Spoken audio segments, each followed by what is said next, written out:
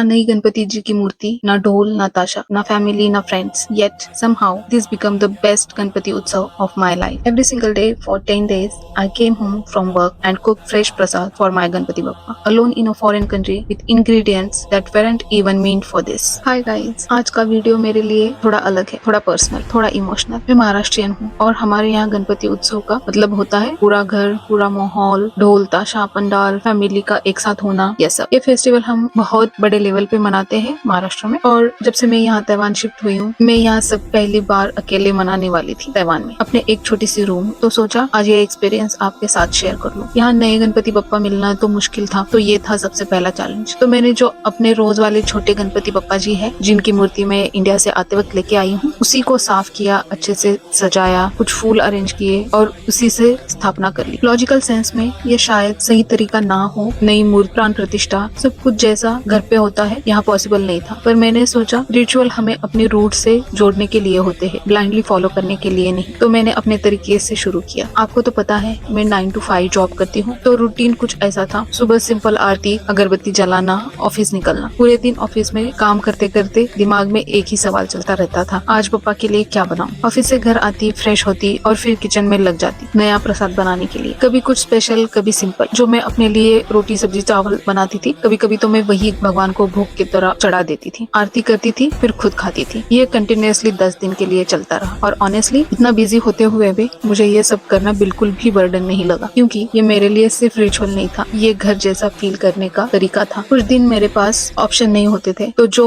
भी मैंने अपने लिए डिनर बनाया वही पापा को भी ऑफर कर देती थी. सिंपल चपाती, सब्जी, दाल, चावल, कुछ भी फैंसी नहीं. और मैं मानती हूँ पापा समझते हैं, मिस्टेक्स भी फॉरगिव कर देते हैं, क्योंकि गॉड अल्टीमेटली ये चाहते हैं कि हम आगे बढ़े, अच्छे काम करते रहे. मैं बस अपनी पूरी कोशिश कर रही थी, क्योंकि मैं मानती हूँ जो मेरे रूम वाले पापा है वो मेरे हैं, तो उनको पता है कि मैं क्या कर रही हूँ, क्या नहीं कर रही हूँ, मुझसे क्या पॉसिबल है, क्या नहीं पॉसिबल है. अगर मैं कुछ कम ज्यादा भी कर लूँ तो वो बुरा बिल्कुल नहीं मानेंगे, वो मुझे माफ कर देंगे और वो समझ जाएंगे कि हाँ ये पूरे मन से कर रही है. तो बस यही समझ के जो भी मुझसे बन पाता मैं वो कर देती थी हर दिन. और आज भी मैं हमेशा गणपति जी और जो बाकी के भी भगवान है मेरे रूम में, मैं कभी भी मिस नहीं करती कि उनको मैं नमस्कार करूँ, उनसे आशीर्वाद ले लूँ. और मैं खुद ये मानती हूँ कि मतलब मुझे पता है कि इंडियन रिचुअल के हिसाब से नहा धो के ही भगवान के सामने जाया जाता है, फिर उनसे आशीर्वाद लिया जाता है. पर मैं पर्सनली मानती हूँ कि भगवान मेरे, उनको पता है सब कुछ. तो कभी कभी तो मैं बिना नहाए धोए उनको नमस्कार कर देती हूँ और बोलती हूँ भगवान जी आशीर्वाद रखना मुझ पे. तो पर मोस्टली मैं नहा धो के ही भगवान की आरती करती हूँ. पर कभी कभी ऐसे दिन भी होते हैं कि जब बस याद आ जाती है भगवान की और फिर लगता है कि बस हाथ जोड़ो और उनके सामने खड़े रहो और उनसे बोलो भगवान जी बस मेरे साथ रहना. और मैं वैसा ही करती थी. और हर दिन मैं कुछ अलग अलग भोग लगाया करती थी. और फिर आया 10th दिन, अनंत चतुर्दशी का लास्ट डे. मैंने मोदक बनाए, पापा के फेवरेट. और फिर वैसे तो अगर आपको पता ही होगा महाराष्ट्र में व्हाइट वाले राइस के आटे के बने हुए मोदक ज्यादा तो फेमस है, पर वो मुझे आते नहीं है अच्छे से करने के लिए. तो मैंने अपने नॉर्मल गेहूं के आटे वाले ही बनाए, जिसको हम महाराष्ट्रियन कहते हैं उकडीचे modak, that means steamed modak, पापा के फेवरेट. और फिर अपने तरीके से अपनी ही रूम में विसर्जन भी किया. ये मोमेंट इतना मिक्स्ड फीलिंग वाला था, खुशी भी, थोड़ा सा हेवीनेस भी. इंडिया में हम सब मिलके विसर्जन करते हैं, ढोल बजाते हुए, लोग नाचते रहते हैं. यहाँ सिर्फ मैं थी, पप्पा थे और वो 10 दिन की याद. हर रात में घर कॉल करती थी, माँ को बताती थी आज मैंने ये किया, आज मैंने वो किया, ऐसा हुआ वैसा हुआ, आज मैंने ये प्रसाद बनाया, भगवान जी को चढ़ा दिया, अब मैं ये खा रही हूँ. कभी कभी उनके जैसे बनता था, कभी कभी नहीं, पर मैं अपनी पूरी कोशिश करती थी. और मैं खुद को एक अच्छी कुक मानती हूँ, तो ओवरऑल सब कुछ अच्छा ही बना लेती हूँ. माँ सुनती थी, खुश होती थी और शायद उन्हें भी अच्छा लग ही रहा होगा कि चलो कोई नहीं, दूर है पर वो सेलिब्रेट कर रही है, अपने आप में खुश है. तो बस मेरा यही एक तरीका होता है घर पे कॉल करके सब कुछ बताने का, कि उनको ऐसे फेस्टिवल सीजन में या किसी और मौके पे ये ना महसूस हो कि अरे वो अकेली है और हम यहाँ मजे कर रहे. नहीं, मैं भी यहाँ मजे करती हूँ, भले मैं अकेली हूँ पर मैं भी मजे करती हूँ अपने तरीके से. अपनी ट्रेडिशंस को जिंदा रख रही हूँ. मैं जानती हूँ ये सब इंडिया में जैसे होता है उसके कंपैरिजन में कुछ भी नहीं है, बिल्कुल कुछ भी नहीं है. फैमिली का साथ ना होना, दूसरों के गणपति देखना,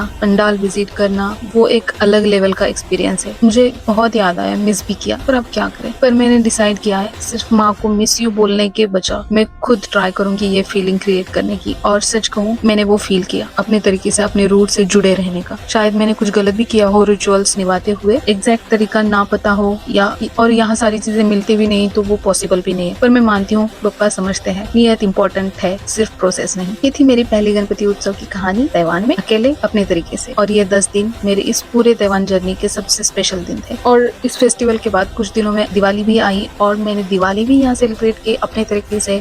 जैसे महाराष्ट्र में डिफरेंट काइंड ऑफ स्नैक्स बनते हैं, लड्डू बनते हैं, चिवड़ा बनता है, अलग अलग तरह की मिठाइयाँ बनती है। मैंने भी कुछ बनाई यहाँ पे और मैंने भी अपने जो भगवान जी है उनको भोग चढ़ाया, उनकी पूजा की, दिए लगाए, सब कुछ किया स्मॉल स्केल पे, बट सब कुछ किया क्योंकि मुझे ये सब कुछ करना बहुत पसंद है। दिवाली वाली कहानी किसी और वीडियो में बताऊंगी या दिखाऊंगी। अगर तुम भी किसी त्योहार को दूर रह के सेलिब्रेट कर रहे हो, कमेंट्स में जरूर बताना अपना एक्सपीरियंस। और अगर ये वीडियो तुम्हें सच में अच्छा लगा हो तो जरूर इस वीडियो को लाइक करो, सब्सक्राइब करो और मिलते हैं अगले ऐसे किसी वीडियो में। तब तक के लिए गणपति बप्पा मोरया, मंगल मूर्ति मोरया, नमस्ते।